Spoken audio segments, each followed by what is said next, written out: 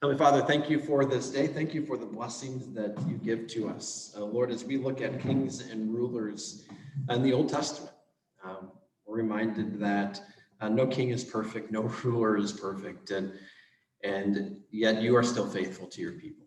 You still lead and guide and rule over us. So help us to worship you no matter what happens in the here and now, to worship you, to devote our lives to you, to be subject to you, Lord, to your mercy, your grace, and your will in our lives. We ask this in Jesus' name.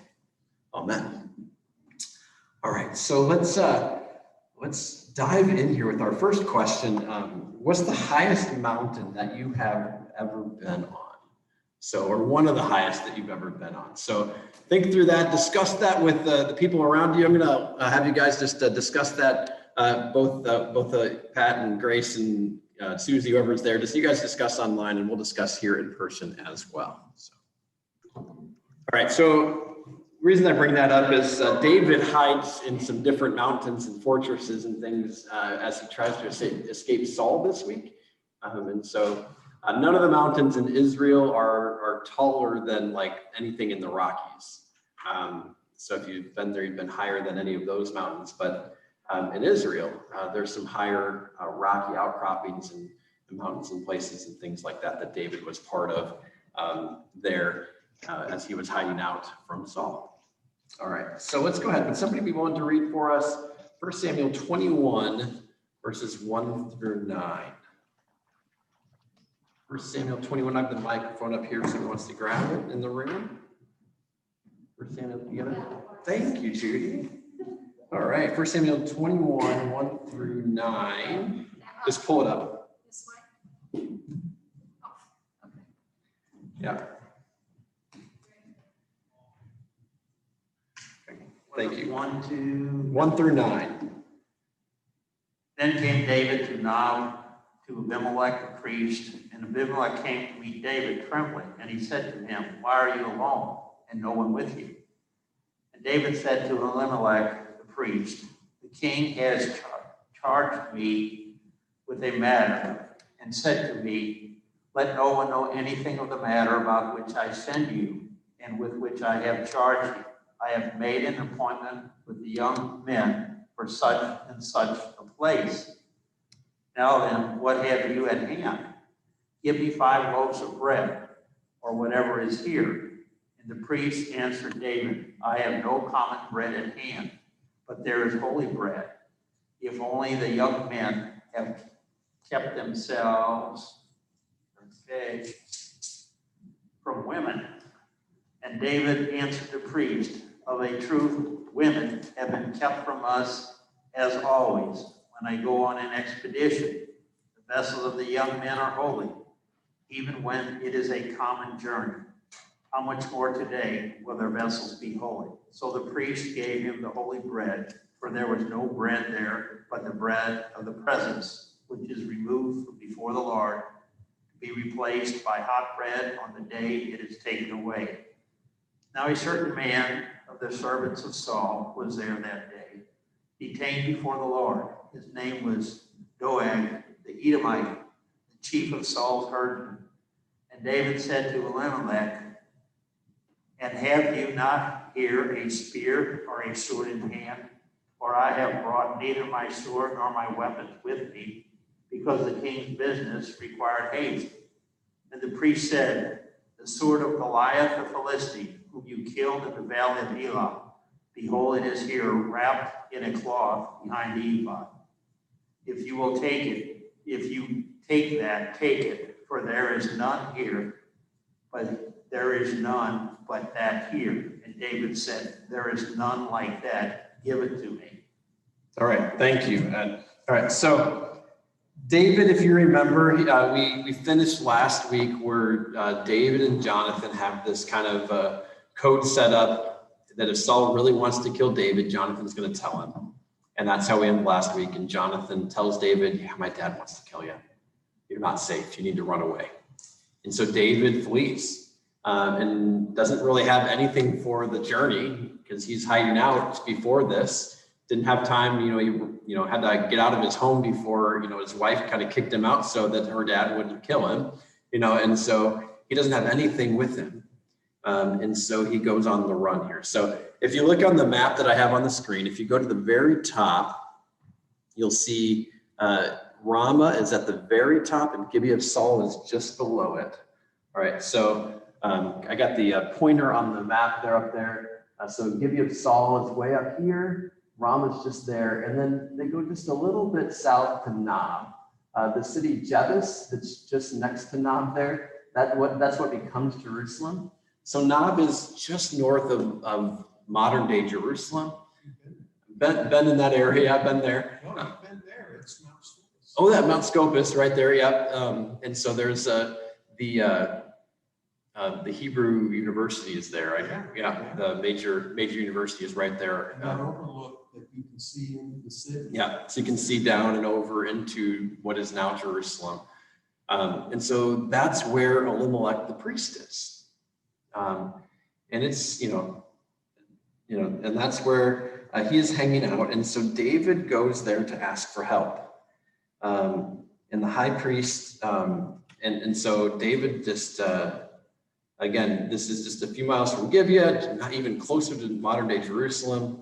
The association of the priesthood tribe, it's in the territory of Benjamin. This priest has been displaced by the destruction of Shiloh. All those things are why he's there.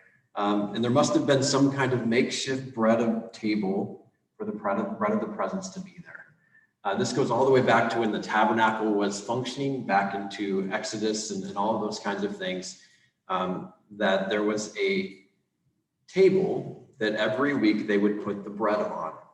This was the bread of presence. It was sacrificed. It was given to the Lord. And as it kind of describes there, every week you would change it out. On the new Sabbath, you would put the new bread, the show bread is what they would call it out there. But the bread, even though it was no longer used for that worship purpose, that holy purpose, it had been used for a holy purpose, which still makes it set apart and holy. And so it was supposed to only be used for the priests.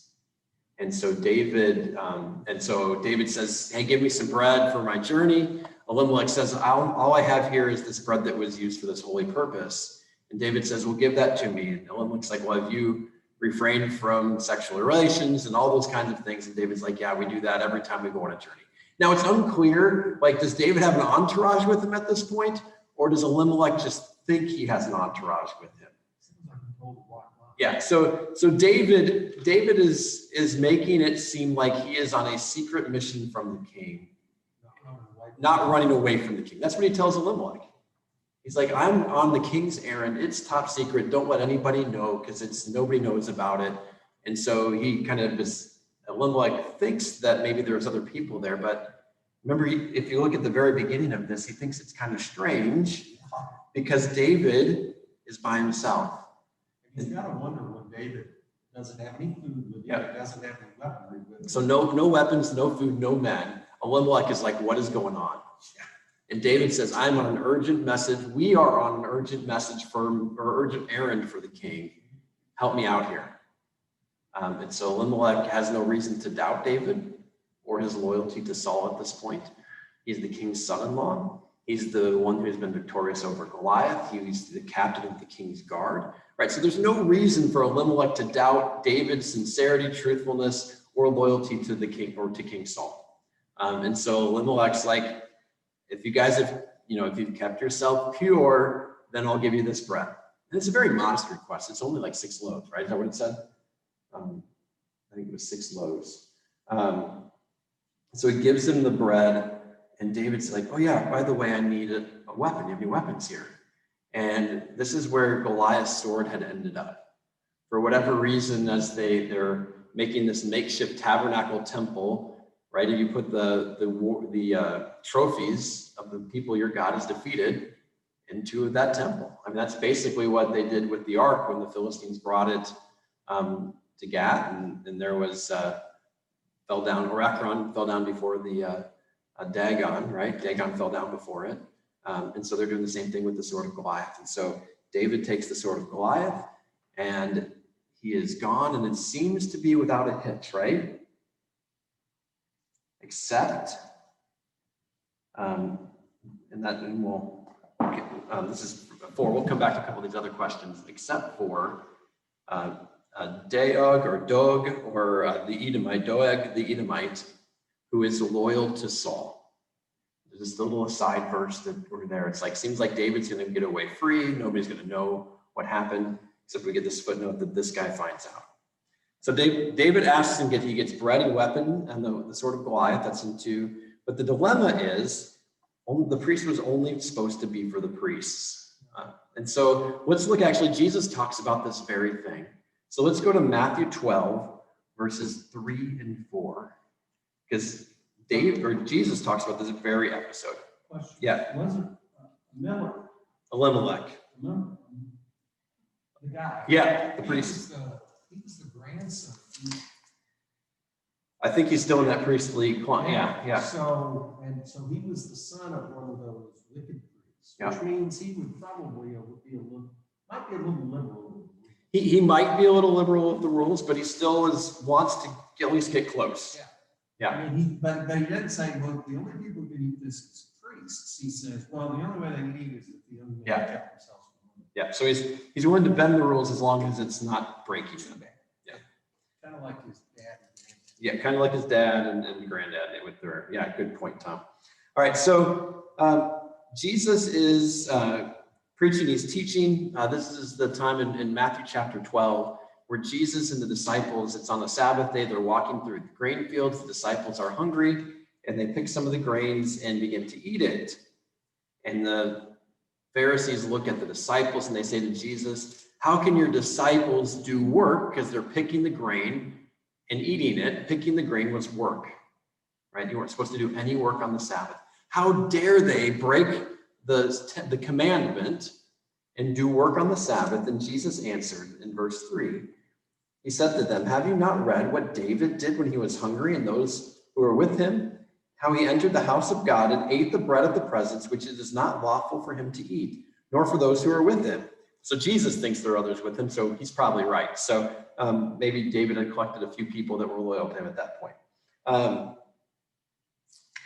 Or those who are with him, but only for the priests, right? And so Jesus goes on to say, the Sabbath wasn't made for man. These rules weren't made for man, but man for the Sabbath, for this idea of like, God created us to rest. We weren't created so that the Sabbath could be kept. He's saying these are here to serve you, to serve the needs that are there. That's why the rules and the boundaries are in place. David broke the rules because it didn't serve him at that point. He would have died or perished had he not had food to eat. And so Jesus is saying the same thing. And he goes on to talk about that.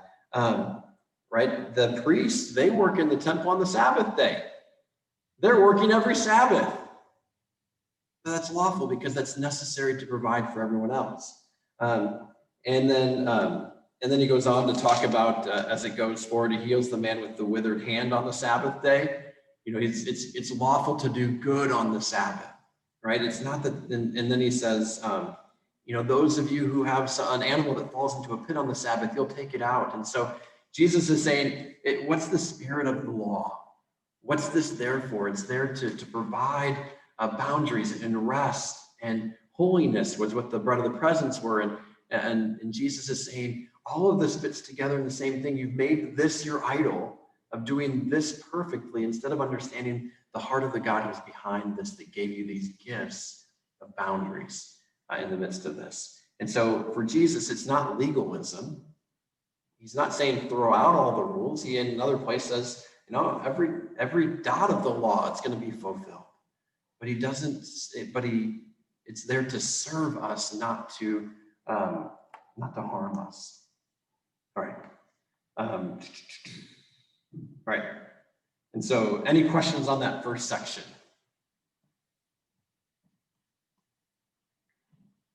All right, let's keep reading. 1 Samuel 21, 10 through 15. Either of you ladies on wine want to read? Willing to do that? Pat will read for us this time. Thank you, Pat. All right, 10 through 15. Make sure I'm on the right page. Sorry, I said I would read. That day David fled from Saul and went to Achish, king of Gath. But the servants of Achish. Achish said to him, isn't this David, the king of the land? Isn't he the one they sing about in their dances? Saul has slain his thousands and David his tens of thousands. David took these words to heart and was very much afraid of Achish, king of Gath. So he pretended to be insane in their presence, and while he was in their hands, he acted like a madman, making marks on the doors of the gate and letting saliva run down his beard. Achish said to his servants, look at the man. He is insane. Why bring him to me? Am I so short of madmen that you have to bring this fellow here to carry on like this in front of me? Must this man come into my house? All right, very good, thanks. So David runs away and he goes to Achish, who is, the Lord, the ruler of Gath. You remember the Philistines had 5 lords and 5 rulers. And so David goes to this guy. And maybe in David's mind, he's thinking, well, if I'm fleeing away from Saul, the Philistines hate Saul and Saul's after me, maybe I'll be safe there. But what's he carrying with him? Sword, whose sword? Goliath, who's from Gath, right? And so maybe we see David not making the maybe wisest move here, as he's carrying, a symbol, the trophy of their champion that he defeated. And he's carrying that to there. And so there's irony there. He's running away, carrying the sword of Goliath to the city that he was from, Israel's mortal enemy. And so interesting there, what did they know about David? Or what do they say about David? He's what? You catch that? He's king of the land, king of Israel, right? And so I don't remember if it was in the Tuesday class or the Thursday class last week, but we talked a little bit about, well, how much do people know that David's been anointed?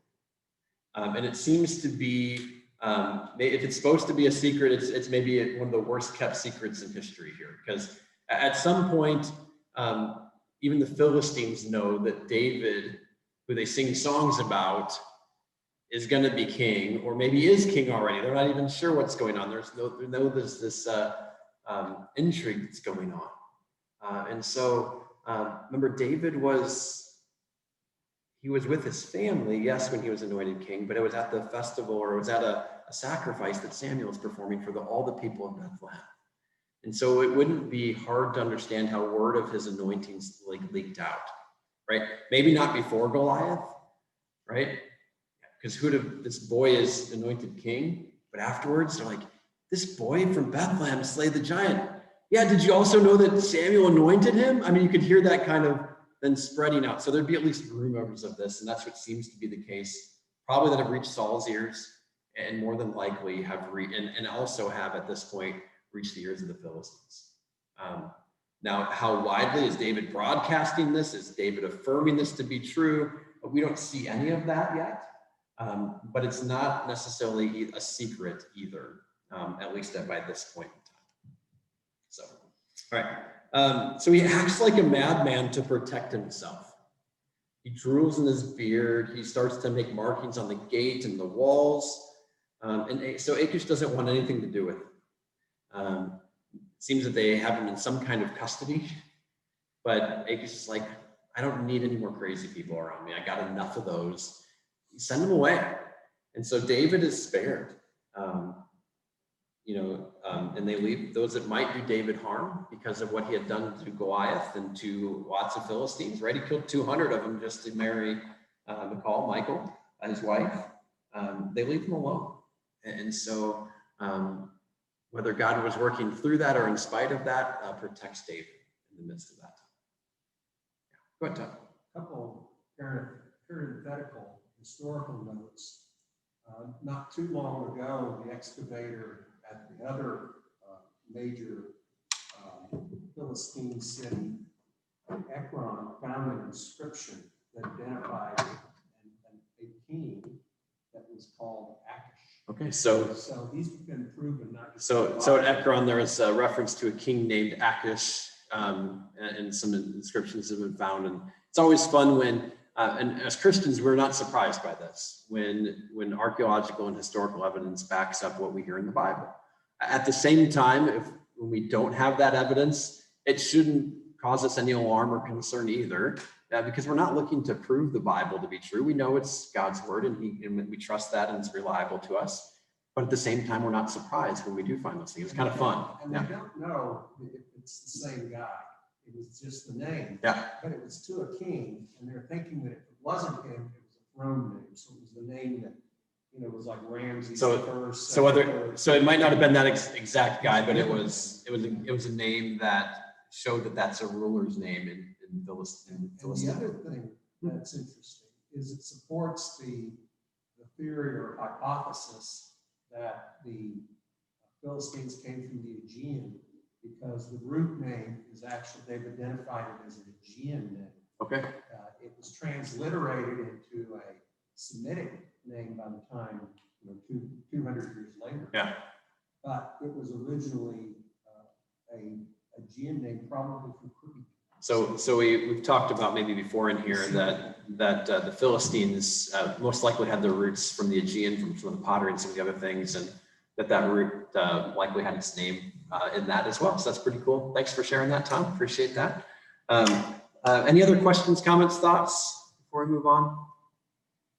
If you really want to get technical, his Greek name is Achaeus. Okay. There we go. All right. Let's go. Can somebody read for us chapter 20? We're in chapter.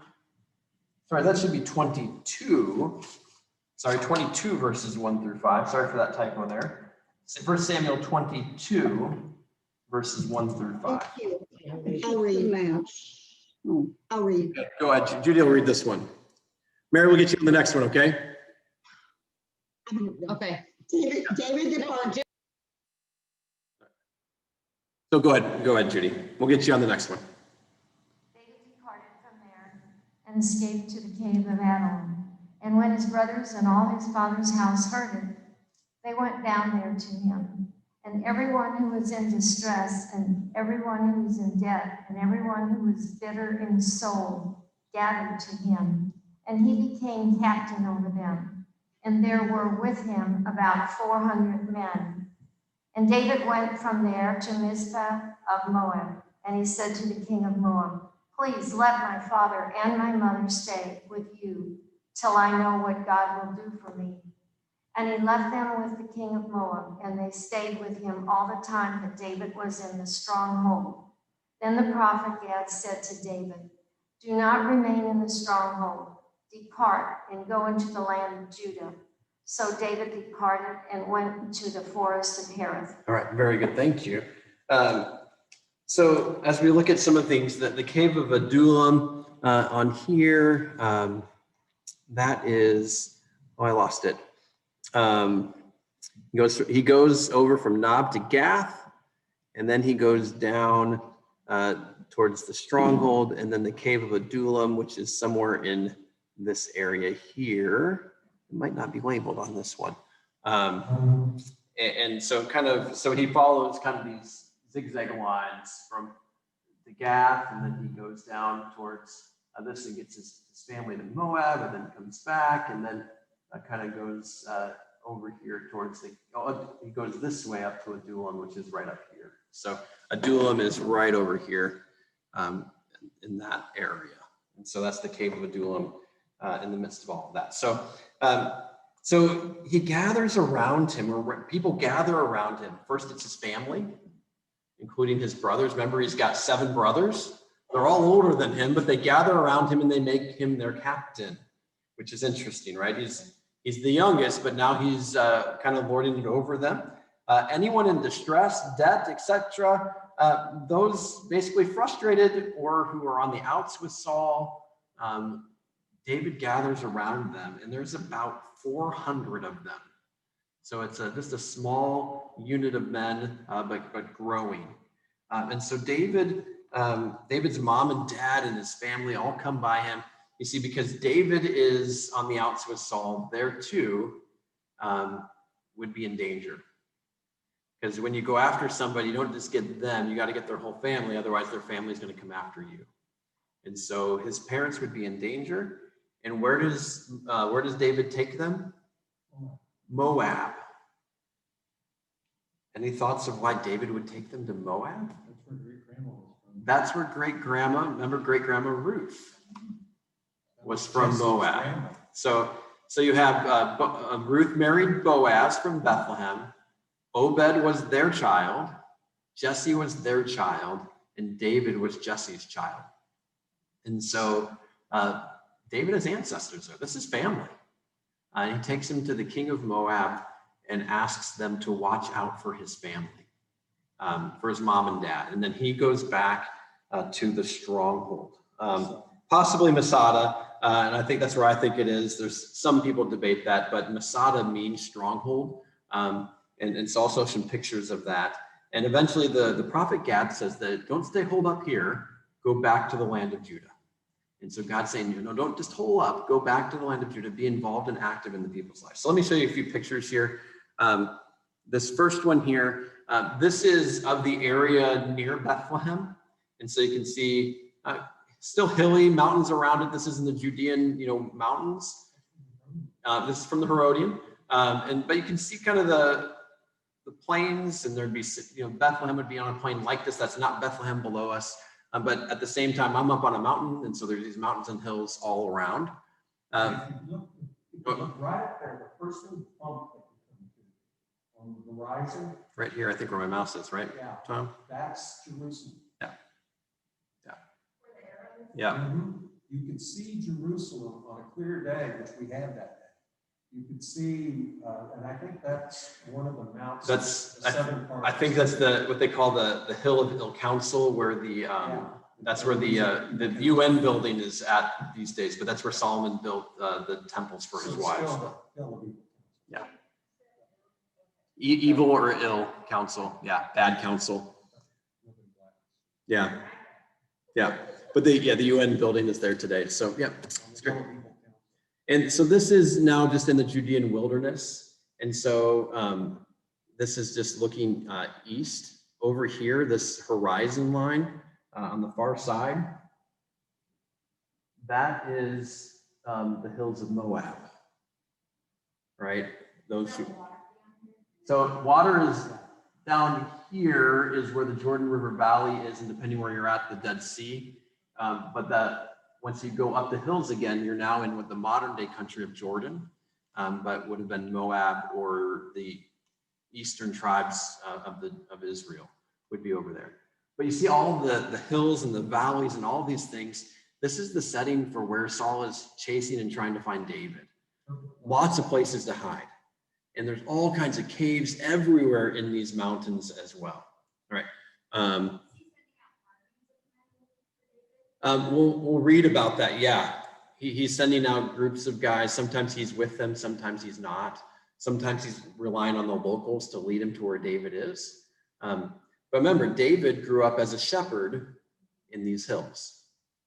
So he had led sheep and flocks and everything else. Saul, he's a man of the Benjamin Plateau. David's got the home field advantage here as he's running away from Saul. All right. So this is a model of Masada. All right. And so this central flat part right here in the middle, right up here, that flat part right there in the top, that's the top of this plateau, and all the way around it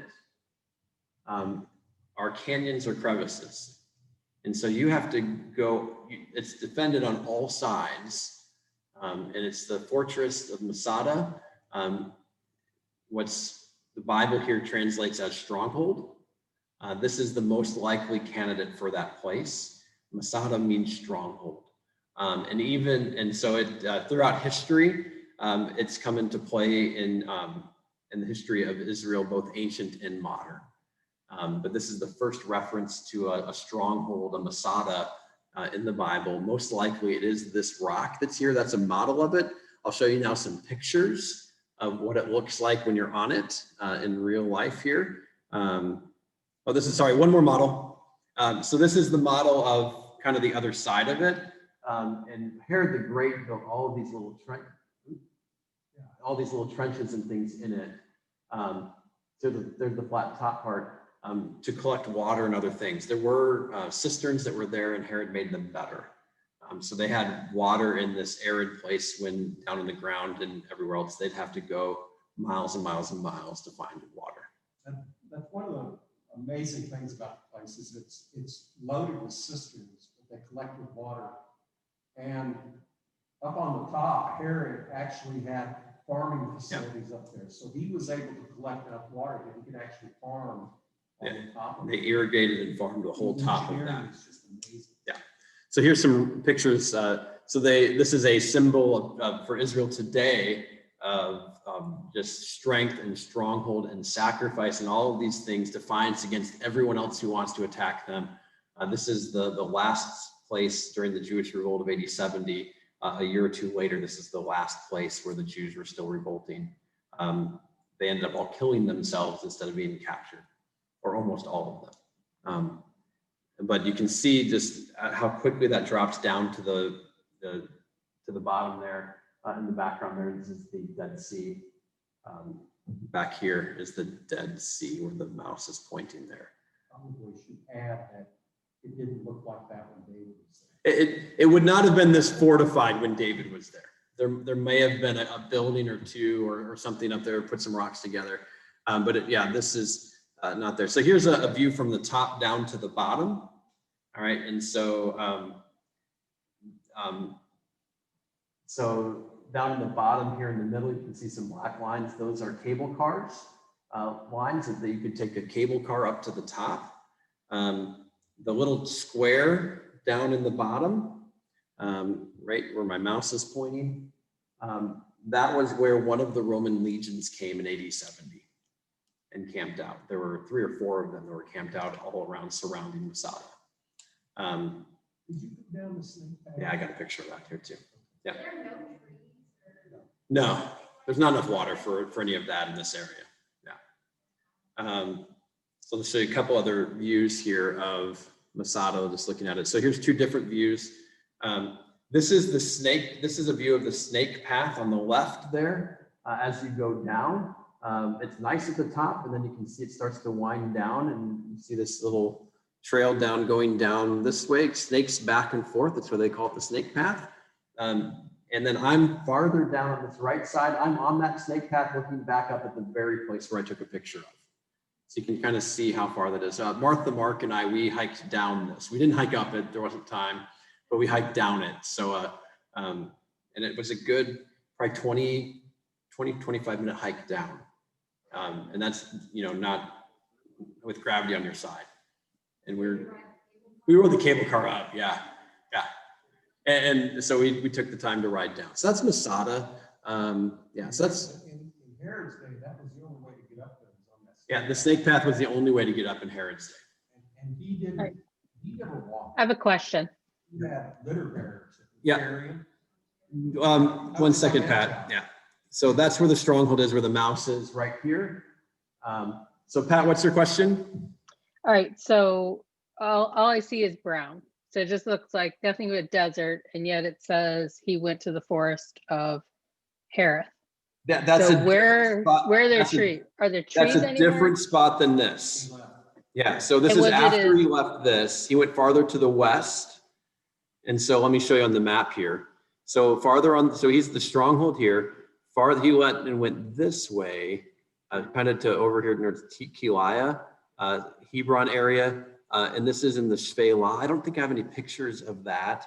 But yeah, we didn't go there, but even of the Shvelah. But there were definitely trees and things in that area. As you get on the other side of the Mountain range. yeah, the mountain, the divide, I forget what you call that, the rain shadow. Yeah. So they're in rain shadow in Masada. When you get on the other side of that, then you start to see some more trees and things like that as you get farther towards the coastal plain. And that's All right, so it's always been arid on that side. So this side is arid. always, as far as we can tell, this side has always been arid. There Okay. might have, this down at the very bottom, there are some places where there's springs. I'll show you that in a little bit. Okay. But That comes into play in our next chapter. But this area has always been arid. Okay. Yeah, great question. Great question. But the area up there by Elah, you get up there, you're starting to get some trees. It's actually quite pretty. Yeah, Kila, Adulam, as you get in that into the coastal, as you get into Shvela, they call it. It's really a rolling hills. I don't know if you remember, we looked at a couple pictures a couple weeks ago with where the Elah Valley, where David and Goliath fought in those valleys. That's more the area that where those forests would be like up in the hills in those parts.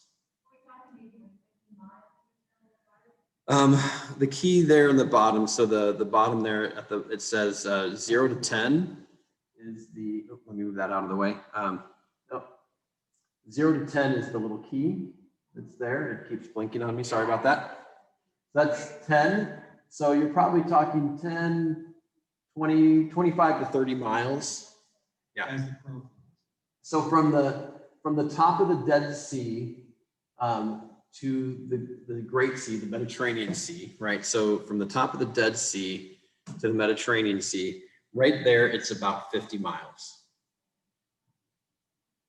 When you get up towards the Sea of Galilee in the Mediterranean Sea, you're about 30 miles. But he wouldn't have taken a straight line. He would have gone. He'd have fallen all those hills and the valleys around, and he's trying to be incognito as much as he can. All right, any other questions? Those are some great questions and comments. Kind of fun to try to place that and imagine what that actually would have been like as they're going through the land. The thing about that area of the Dead Sea where the Masada is, it's so desolate. It's beautiful. Yeah. It really is beautiful. Yeah. Yeah. And Tom's saying that to your comment, Pat, Tom was saying that yes, the area around the Dead Sea, it's very desolate, but it has a beauty in its own right. Not with lush and green trees or any of those kinds of things, but a beauty in its own right. So even here, let me let that picture catch up here, sorry. This is around the Herodian. This is the greenest it ever gets. This is right at the end of the rainy season. And so it's not, this area, David had to scour and look to find grass for the sheep. I want to show you one other picture here. It might take me a second to find it. But I think it's just as we're talking about David and pastures and all those kinds of things. This is around Bethlehem too. And so let me just to bring this picture up for us. Is that from our first trip? This was the second trip. Let me share my screen instead of just look at it myself. All right. So this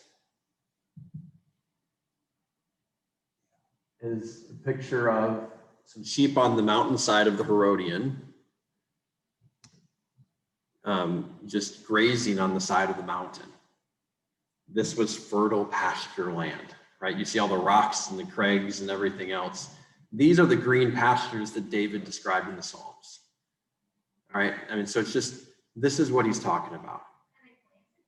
And so maybe not right here, but sometimes they were planted on that's terraced farming and all that kind of stuff that was there. And so during the winter months when it was more rainy, or after the winter months was more rainy, they would take their animals out into the wilderness, right? And then after the harvest, they would bring their animals back and they would graze on the stubble, and their animals would have food to eat, but also would fertilize the fields at the same time with their waste.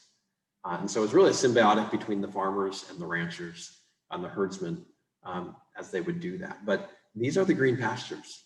I mean, it gives you a different image. It's not the shepherd knows where and how to provide for the sheep, even when maybe other people wouldn't, right? That image was even stronger to me of like, oh yeah, there's a huge green field. Yeah, it's not hard for the shepherd. No, the shepherd knows what's going on.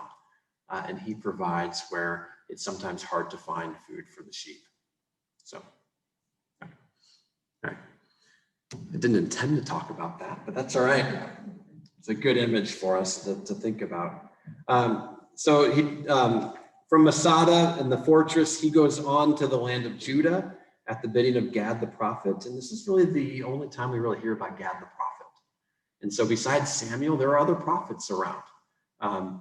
Remember, is when there's other prophets around Samuel, and maybe this was one of those guys that goes and talks with David. That God sends this guy to talk to David. And so just as we break here before we go into the next section, how has God been protecting and providing for David? How are all the things we've seen that so far? How is God doing this? How have we seen it this first chapter and a half of this study? He's guiding him to different locations. He's telling him to go away from the stronghold, which obviously means it's not safe. Yeah, he's telling him exactly where he needs to go, whether it wasn't safe or whether he had something more planned for David in the midst of that to provide for him even a greater connection to where he needed to be as eventually king. Yeah, but he's providing for him through his word. How else? Thanks for that, Pat. Well, he let him be born of a Moabite. So even the connection with the Moabite great-grandmother, to have the connection to provide for his family in Moab. And so God provides safety for his family. He sent Gad. The prophet tells him to leave. God protects him from the Philistine king who thinks he's crazy. Yeah, made him a good actor. Yeah, bread that only the priests were supposed to eat. He sent him a bunch of malcontents. Sent him a bunch of men around him that David formed and honed his leadership skills with.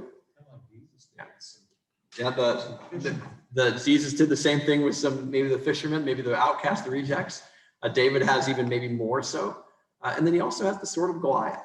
Right? So those are the ones that I had written down that I thought of as I looked at this. A lot of different ways that God provides and protects David and even is guiding David in the midst of this. Yeah, good. Yeah, good. All right. Susie, somebody there want to read?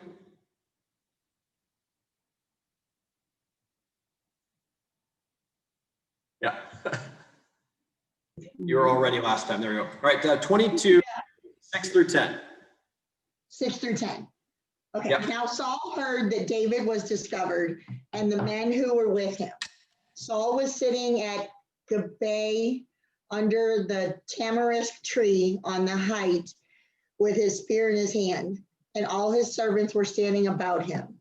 And Saul said to his servants who stood about him, "Hear now, people of Benjamin, will the son of Jesse give every one of you fields and vineyards? Will he make you all commanders of thousands and commanders of hundreds, that all of you have conspired against me? No one discloses to me when my son makes a covenant with the son of Jesse. None of you is sorry for me or discloses to me that my son has stirred up my servant against me, to lie in wait as at this day." Then answered Doeg the Edomite, who stood by the servants of Saul, "I saw the son of Jesse coming to Nob, to Elimelech, the son of Ahitub, and he inquired of the Lord for him and gave him provisions and gave him the sword of Goliath, the Philistine." Thank you. All right, we're going to stop there for now. So this is the Doeg, Doug, however you want to pronounce his name. He comes back into play, right? He's the one that saw David there. But it's kind of one of those things. As I read this, I'm like, I don't think I ever want to be around Saul when he's holding a spear. I'm not sure what he's going to do. He's thrown at David 3 times. He's thrown at Jonathan, his son, once, and he's got a spear and he's going off on his friends and his countrymen, right? Is David going to give you fields like I have? Is he going to reward you just for being related to me or being, is he going to give you positions of power and prestige? Is that why you aren't helping me find him? You see how angry he is. He's even accusing those closest to him of conspiring with David. Yeah. And so he accuses his servants of being in league with David, that they don't tell him anything. But finally, Doeg the Edomite tells Saul about the bread and the sword of Goliath. And so here's a guy who's not an Israelite, but is a servant in Saul's entourage. He's from Edom, which is south and east of the Dead Sea, south of Moab, who has come and he's living there. He's serving Saul, and he provides Saul with this information. And so you see even this this conspiracy that Saul's trying to invent and make, and he even extends it to his friends. You don't tell me when my son is helping out David. None of you are helping me out. What's wrong with all of you? And that's basically what Saul's saying. All right, so let's keep going. Can somebody read verse? I'll go ahead and read this one. I'll do 11 through 19. Then the king sent to summon Elimelech, the priest, the son of Atib, and all his father's house, the priests who were at Nob, and all of them came to the king. And Saul said, "Hear now, son of Atub." And he answered, "Here I am, my lord." And Saul said to him, "Why have you conspired against me, you and the son of Jesse, and that you have given him bread and a sword and have inquired of God for him, so that he has risen against me to lie in wait at this day?" And Elimelech answered the king, "And who among all your servants is so faithful as David? Who is the king's son-in-law and captain over your bodyguard and honored in your house? Is today the first time that I have inquired of God for him? No. Let not the king impute anything to his servant or to all the house of my father, for your servant has known nothing of all this, much or little." And the king said, "You shall surely die, Elimelech, you and all your father's house." And the king said to the guard who stood about him, "Turn and kill the priests of the Lord, because their hand also is with David." And they knew that he fled and did not disclose it to me. But the servants of the king would not put out their hand to strike the priests of the Lord. And the king said to Doeg, "You turn and strike the priests." And Doeg the Edomite turned and struck down the priests, and he killed on that day 85 persons who wore the linen ephod. And Nob, the city of the priests, he put to the sword, both man and woman, child and infant, ox, donkey, and sheep, he put to the sword. How far did I say to read? Yeah, right there. All right, so that's where we stop. Yeah. Oh, God. So what does Saul now accuse Elimelech? Of aiding and abetting David, right? This fugitive to the king, this pretender to the throne, of Saul's enemy, the king, the crown's enemy. And how does Elimelech defend himself? He says, "David's your faithful servant. He's your son-in-law. He's the captain of your bodyguard.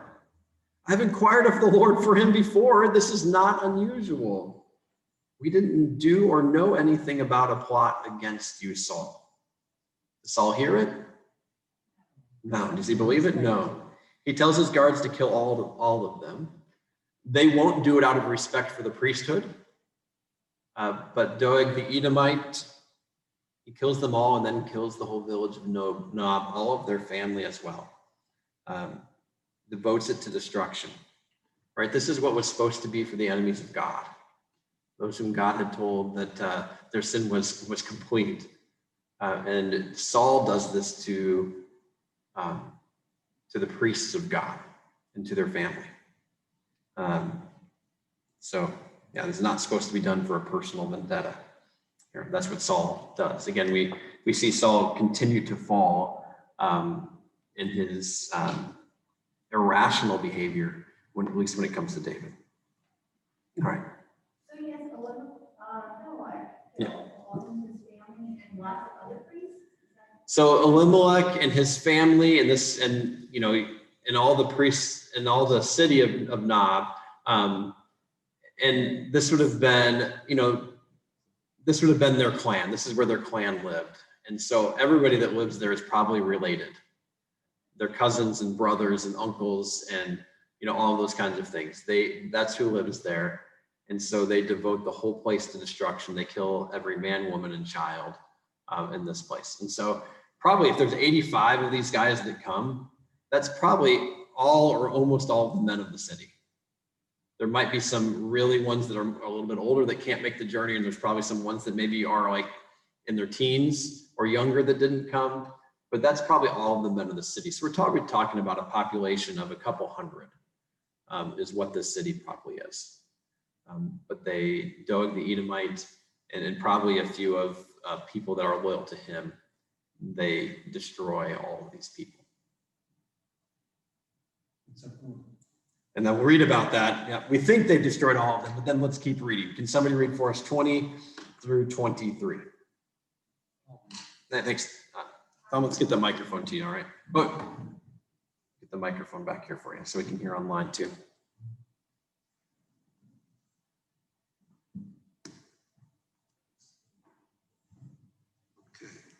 But one of the sons of Ahimelech, the son of Ahitub, named Abiathar, escaped and fled after David. And Abiathar told David that Saul had killed the priests of the Lord. And David said to Abiathar, I knew on that day when Doeg the Edomite was there that he would surely tell Saul, I have occasioned the death of all the persons of your father's house. Stay with me, fear not, for he that seeks my life seeks your life. With me you shall be in safekeeping. All right, so Abiathar, the son of Elimelech, is the only one who escapes, and he goes to find David, right? And David, he says, it's my fault. I brought this on your house, so I will protect you. I will take care of you. Stay with me. Not that David was in position to provide lots of safety, but they now not only have an entourage of people, but they now have a priest and maybe a prophet too, depending if Gad stayed with them in their entourage, of David's entourage here. All right. So any thoughts, questions before we jump into chapter 23?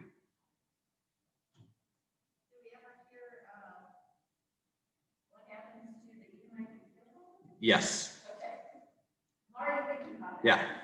Yeah, we do hear about Doeg. This is not the last we hear of him. David has a long memory. And I don't remember when this guy when justice is served to him, but it eventually is. Yeah, he does. Yeah. It's a tangled web throughout all of it. Some of these guys, when David gets power, he has killed. Some of them he kind of pardons, at least for a while, to show how gracious and merciful he is, and he's for all people. And some of them that he does that with, he hands off to Solomon to kill when he becomes king. And so the intrigue here, it goes on for generations. Yeah, it's a long memory here. And I don't remember where Doeg gets his at in the midst of this, but these are guys after yeah. you need to kill. So David says, for some of these guys, David promises that he won't kill them, but he commands Solomon when he dies to kill him. So I don't remember where Doeg falls into place in that. I can't remember exactly, but he does get his due, if you will, a little bit later. All right. Any other thoughts or questions? And this is not the last we hear of Abiathar either. He's involved for a while. Yeah, this is where we get introduced to him. All right, can somebody read first verse 23 or chapter 23, 1 through 5? All right, go ahead, Tom. Now they told David, behold, the Philistines are fighting against Keilah and are robbing the threshing floors.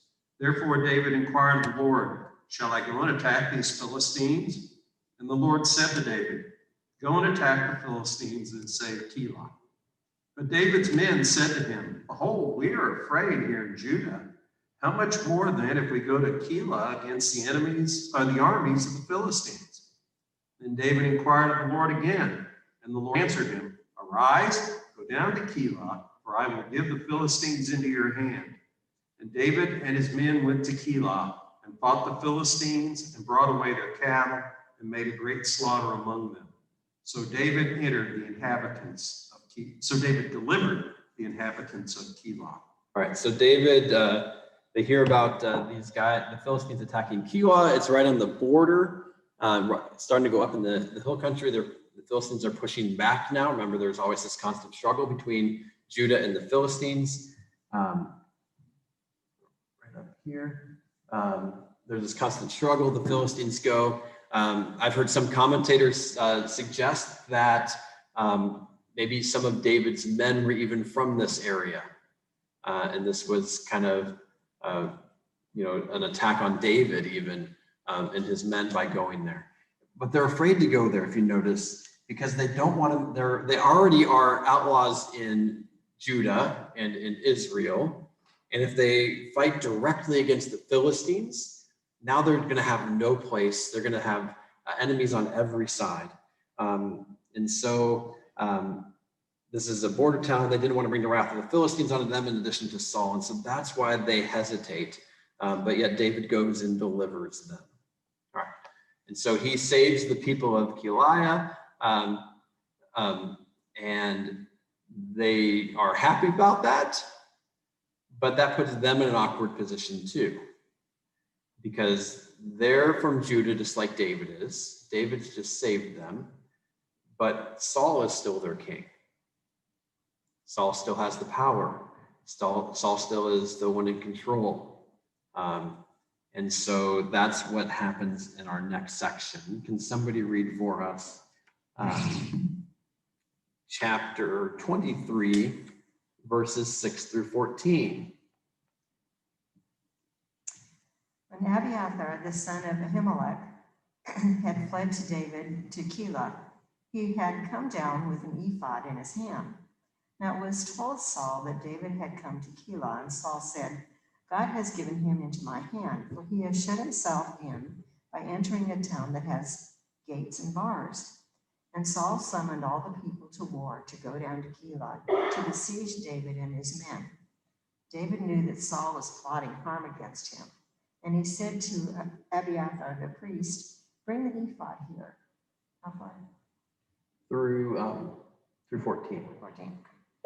And then said David, O Lord, the God of Israel, your servant has surely heard that Saul seeks to come to Keilah to destroy the city on my account.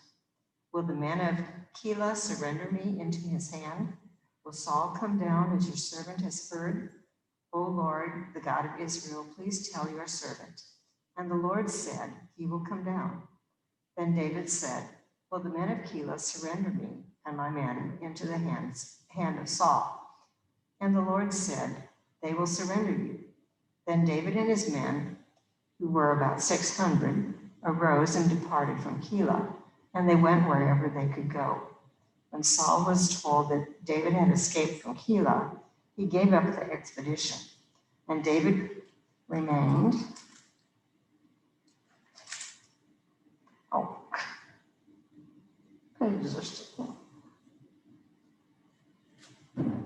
And David remained in the strongholds in the wilderness, in the hill country of the wilderness of Ziph.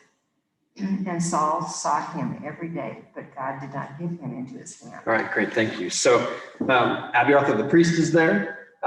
He saves this city of Keilah, and Saul hears about it, and Saul's coming down to try to capture David, right? And the city has walls and a gate, only one way in, one way out. So Saul knows that if he can get there in time, he's got the people trapped. He's got David trapped. And at that point, Saul is willing to say to the people of that city, you either give me David or I'll kill you all. That's basically what's going to happen. And so Saul uses the priest there, David uses the priest that's there and inquires of the Lord. And whether this is like with the Urim and the Thummim or in whatever way, God speaks through the priest and says, yes, Saul is coming down after you. And yes, the people will turn you over to Saul. And so Saul escapes from there with his men. Okay, so they're grateful to David, but he hasn't won them their undying loyalty yet. He's the king and the power, and they won't protect him if it threatens their lives. But we learn how many men are with David now. So despite his struggles, his force has increased 50%. Right, so it's gone from 400 now to 600 there in the wilderness. His own little militia, if you will. And they're going in the wilderness of Ziph. That's in this area. So if you go south of Keilah, down past Hebron towards Ziph. So Keilah down towards Ziph is here, and the wilderness of Ziph is here. Again, very much like the terrain that he grew up around in Bethlehem, in the hills and the forests, or the hills and the, not forests, but the mountains and the cliffs and the valleys and all of those places there. Okay. Questions, comments, thoughts?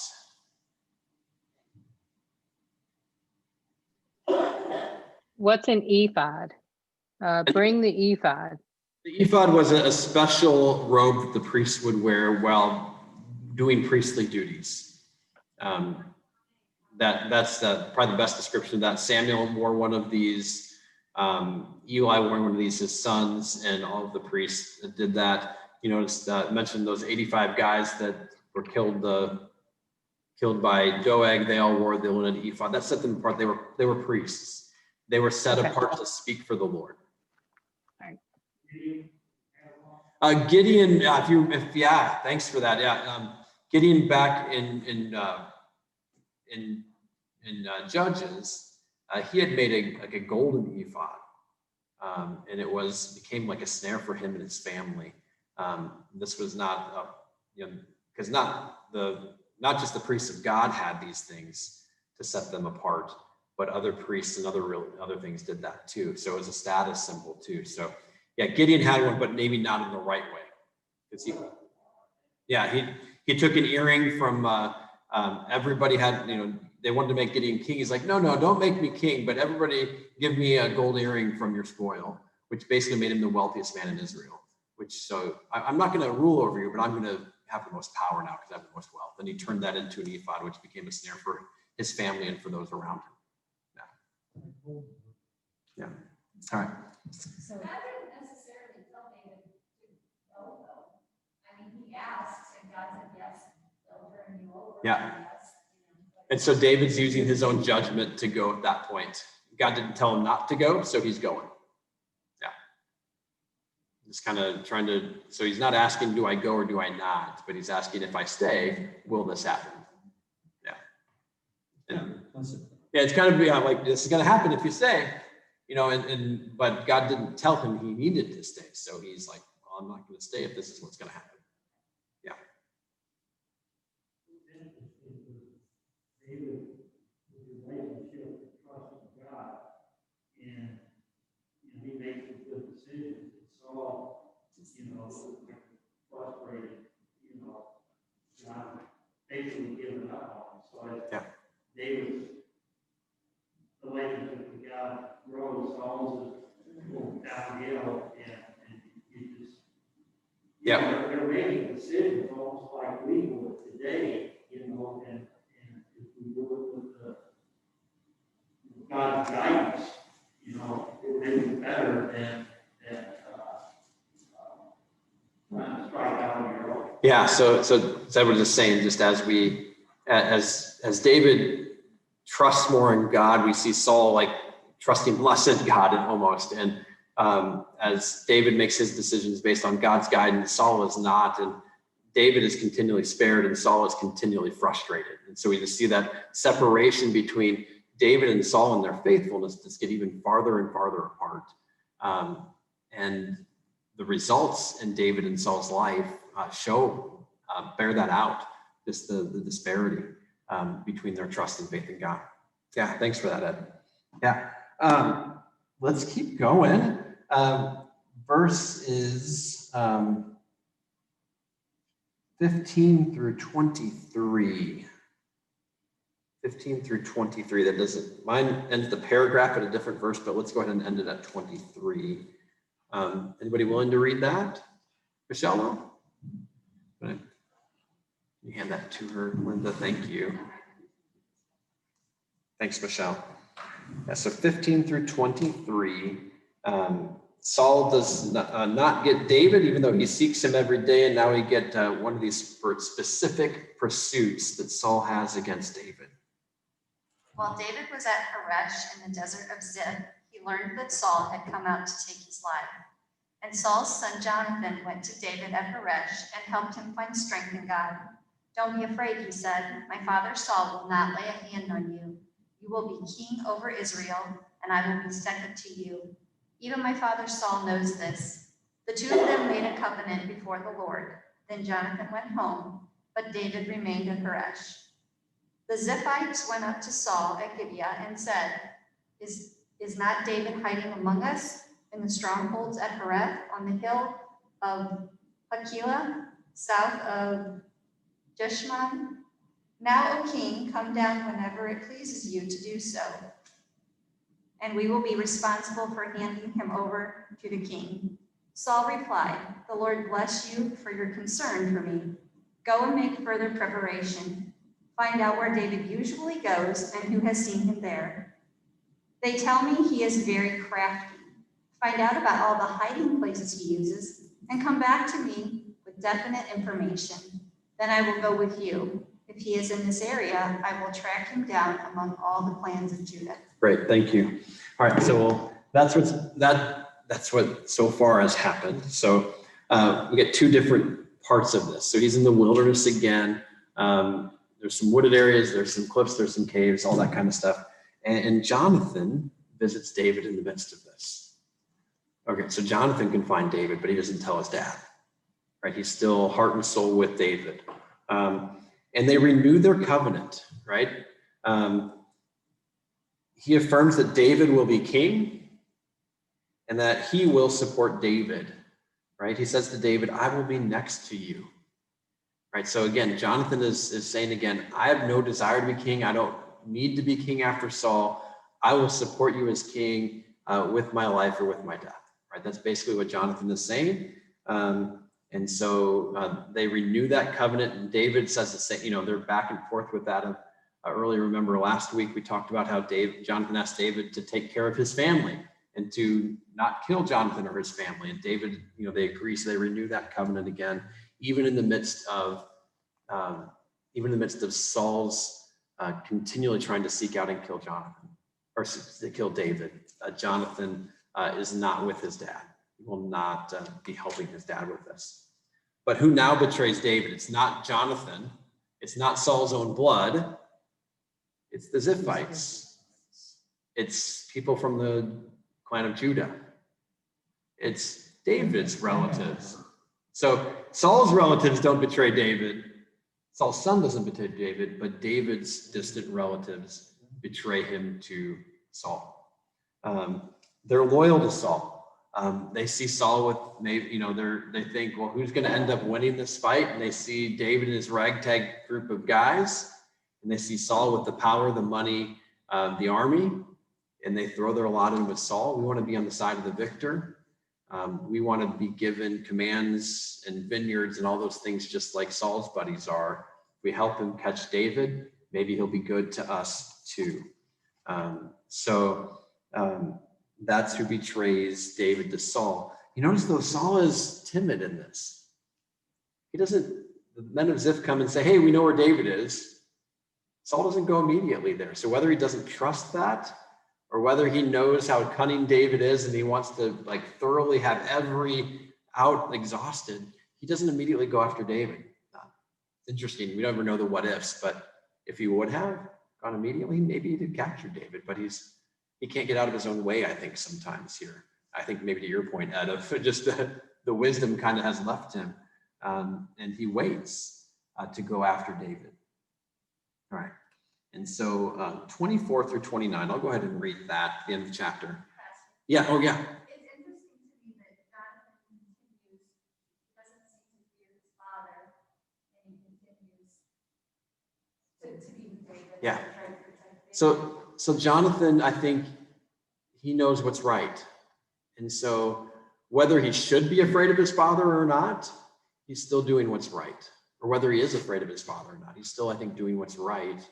And his heart is with David more than it is with his dad because of their character, I think, in the midst of that. Yeah, I think it is very interesting. Yeah. All right. And they arose, this is Saul and his army, went to Ziph ahead of, and this is the men of Ziph, went to Ziph ahead of Saul. Now David and his men were in the wilderness of Moab and in the Arabah and to the south of Jeshimon, And Saul and his men went to seek him, and David was told. So he went down to the rock and lived in the wilderness of Moab. And when David heard that, he pursued after David in the wilderness of Moab. And Saul went on one side of the mountain, and David and his men on the other side of the mountain. And David was hurrying to get away from Saul. As Saul and his men were closing in on David and his men to capture them, a messenger came to Saul saying, "Hurry and come, for the Philistines have made a raid against the land. So Saul returned from pursuing David and went after the Philistines. Therefore, that place was called the Rock of Escape. And David went up from there and lived in the strongholds of En-Gedi. Right, so strongholds, it's a word for fortress or mountain. We saw a lot of those peaks and mountains that were there. And so they're way down, Moab is down here, close to Masada, and that area, very arid, like we were talking about before, lots of hills and valleys and canyons. And so they're on either side of a mountain, kind of in a canyon that's coming out. And it looks like David and Saul's forces are going to run into each other at the end of this, when Saul gets word that the Philistines are attacking. So that's how David despaired this time. The Philistines attack Israel, and they draw Saul's focus away from David.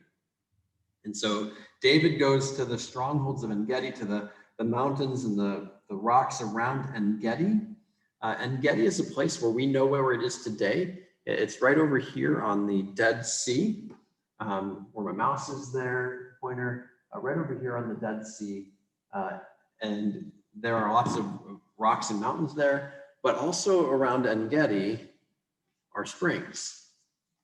And so there are springs that come out of the water. The rain comes down in the highlands, it seeps into the rock, and eventually it comes out here in this, the Wadi En-Gedi, these streams of En-Gedi, these springs that are here.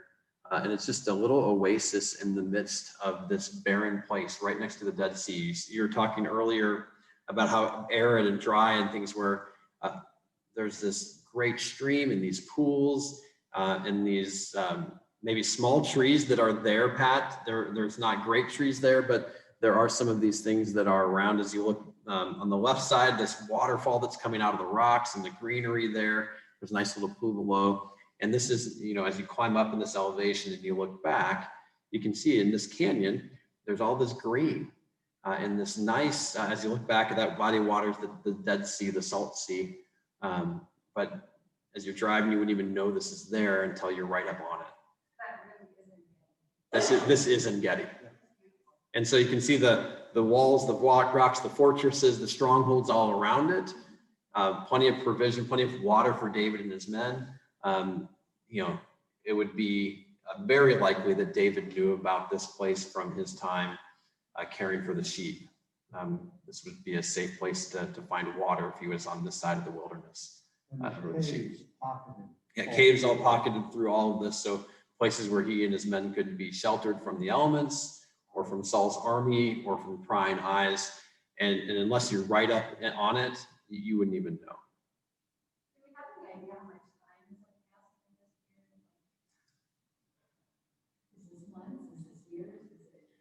Months for sure.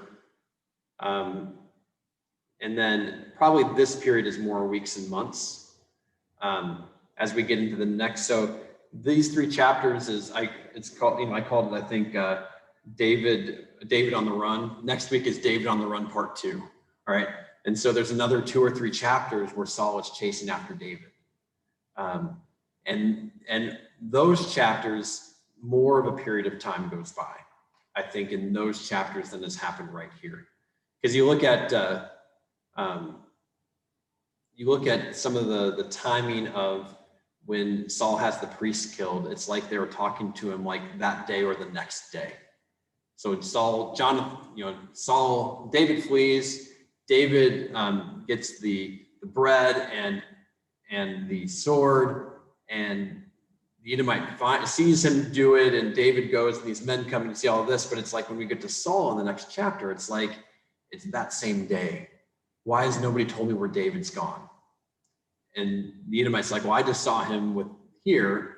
And so it's this first couple, I think, episodes happen a little faster. You probably look at 400 men coming, the time it takes to get to, you're looking at weeks to months probably for the 3 chapters we read today. Do we know how much time probably passed from the Yes. Do I remember for sure? Not, I'd have to look it up. We're talking many years though. Yeah, we're talking years. And even from this point to when he was anointed to this point, we're talking several years as well. Because at that point he was still a boy, right? You know, he wasn't fighting age. Now he has a beard and he's fighting age and all of those kinds of things. I'd have to look up exactly when people think I think scripture actually tells us how old he was when he became king, and how long he had the capital in Judah, and then he moved it after several years to Jerusalem.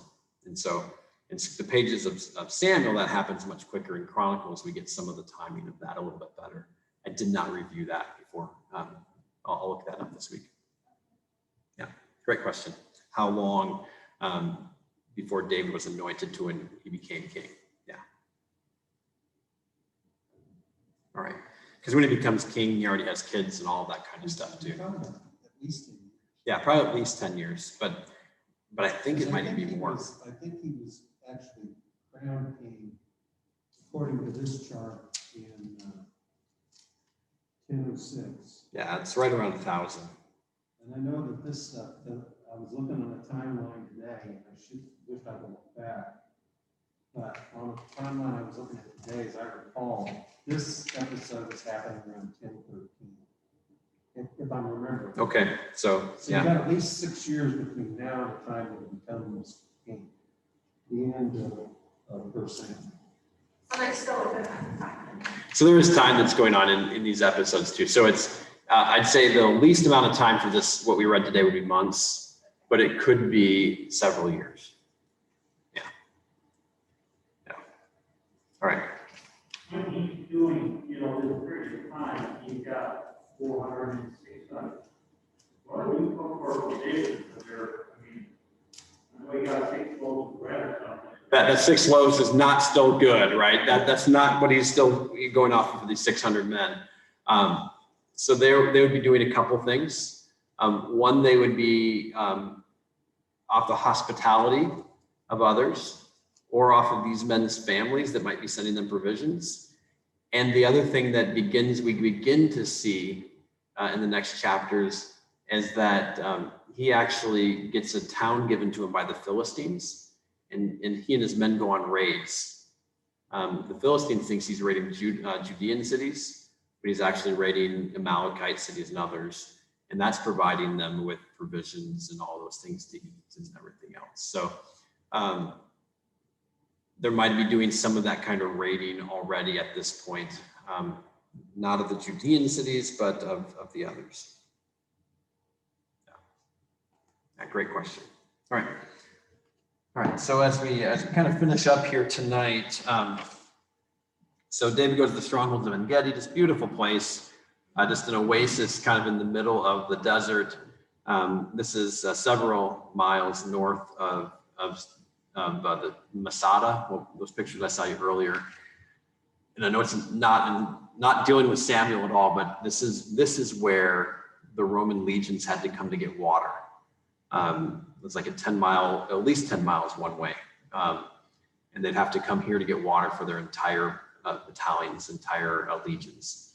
While the people on Masada had so much of it, they were throwing it off the edge to mock the Romans during that siege. But this was the closest place to find that much water. All right. How is God both providing for David and preparing him to be king? This is kind of an interesting thing to think about in the midst of this time. He's not only providing for David, but he's also setting the groundwork for David to become king. How is he doing that?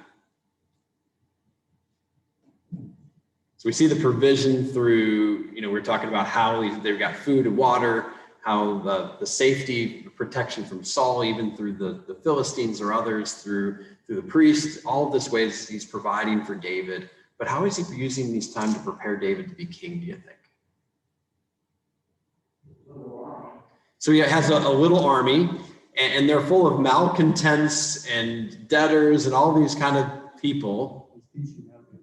And David's learning how to be a leader of men. Not the people that got it all together, but of people that are rough and tough and have struggles of their own. And David he's learning through all of this. He's learning that when he trusts God, everything seems to work out. When he trusts God, everything seems to work out. He's learning that too. He's developing relationships with other kings and kingdoms, with Moab and with Philistines as well, right? In the midst of this. And learning their land and their places in the midst of that. So yeah, he's preparing him to become king even in the midst of this. But I like the trust there as well as the leadership things that we talked about. Is this been difficult for David, do you think? Yeah, right? Not been easy, right? But where does he look to for help? The Lord. Let's look at Psalm 18.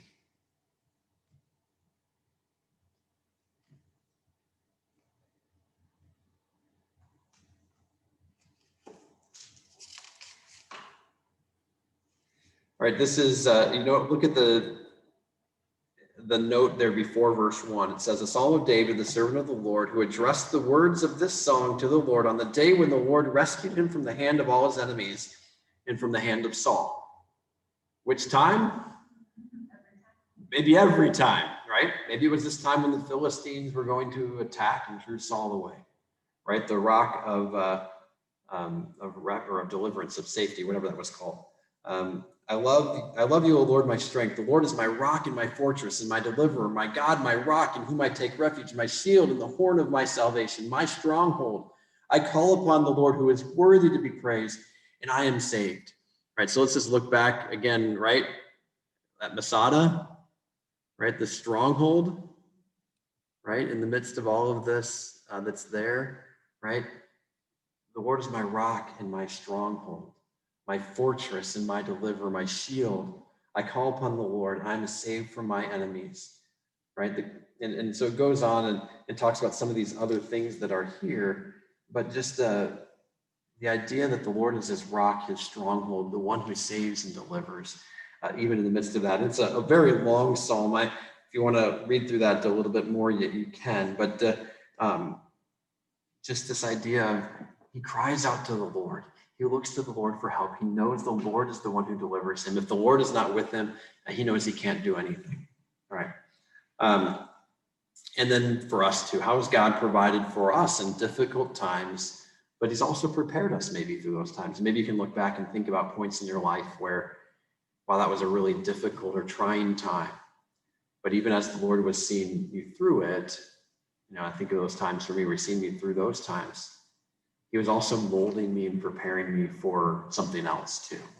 And it's amazing how God also sees us through, but also prepares us for other things. As I'm looking at this, verse 1 and 2, everything he describes, because he's in the wilderness area, which, as you know, is covered with rocks. Yep. And he's hiding among the rocks, and he sees God as the rock. Yeah, God is the rock there. He's in the stronghold. He sees not just the stronghold, but God is the fortress. Yeah. God is the stronghold. My deliverer, who delivered him? Jonathan delivered him when he came down and warned him that his dad was on the way. Yeah. He doesn't see Jonathan. He sees the Lord through Jonathan. It's his deliverer. He sees everything that's happening to him as being provided for by God. And a physical manifestation of God's love and grace. Yes, he sees God in everything. God's the provider for all of it. Yeah, pretty amazing as you think through that and look at that. Yeah. If we could have that trust in things as David. Again, David's a man after God's own heart, not because he gets everything right. He doesn't.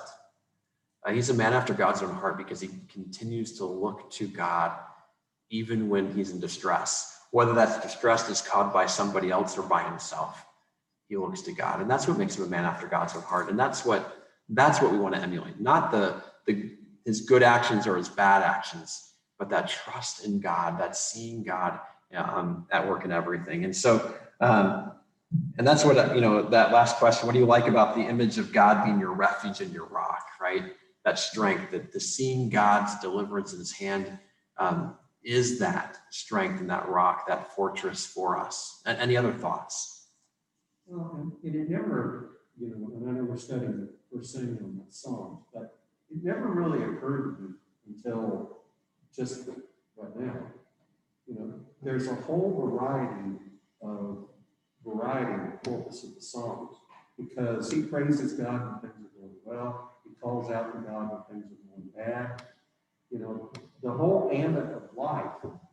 He writes songs about it, and he's able to do that because he sees God in all those things. Yeah. You know, when things are going well, he praises God. When he's in trouble, he praises God. Yeah, He David. didn't start out, you know, oh God help me. He says, God, you know, he's Saul's going to kill him. He says, God, no. That's how he starts it. Yeah. Yeah. Yeah, and so just he sees God in all those things. Now, not every psalm does he start with that confidence. No. Sometimes he starts and he's God, I don't know where you are. I don't know what's going on. But through all of them, there's always that turn where he does see God's hand and provision in all that's going on. Are there any other thoughts or comments before we close? Yeah, Ed. The whole idea of rock fortress, Paul uses that when he talks about building the foundation to be laid in Christ Jesus. Yeah. And I'm sure these scribes and Pharisees and Jewish leaders who would have known these sounds would say, whoa, this is pretty, going out pretty far. Yeah. Foundation. Yeah, so yeah, Paul describes Jesus as the foundation, the stone the builders rejected has become the cornerstone, all of these kind of images that Paul uses too in the midst of that. Jesus talks about that too. And that rock imagery, that fortress image, that is Jesus, that one who comes and delivers us. And there is no lack of rock in Israel. And there's some joke, and Tom, I'm probably going to butcher this, but it's talking about like an angel during creation was going to try to spread the rocks around Israel, and they like dumped their load in Israel or something like that. I don't tell it very well, but that's kind of a story that's told. Yeah, drop the whole. Scatter them all over the earth, but he did turbulence over Israel. And they all went right there. So it's just there are rocks everywhere in Israel. And so maybe a few in Jefferson County too, but we don't have nearly as many rocks as Israel. So, all right. This idea that God is with us, he's our refuge, our fortress, our rock. Jesus is the cornerstone, the stone that builders rejected. We are living stones being built into that, as Peter describes, all of those kinds of things. Those rock imageries, the living rock, the one who is protects, provides, gives strength, gives protection, defensively, offensively, all those kinds of things. This is our God in Christ for us. So as we see David continue to be on the run next week, that's what we got to look forward to of just how God continues to provide for David, but also mold him and shape him so that he is ready to be the king that God desires for him to be. All right, let's go ahead and close with prayer. Heavenly Father, thank you very much for this day, for reminding us, Lord, that as David wrote in Psalm 48, the nations rage, the kingdoms totter, the earth melts, but you are a mighty fortress.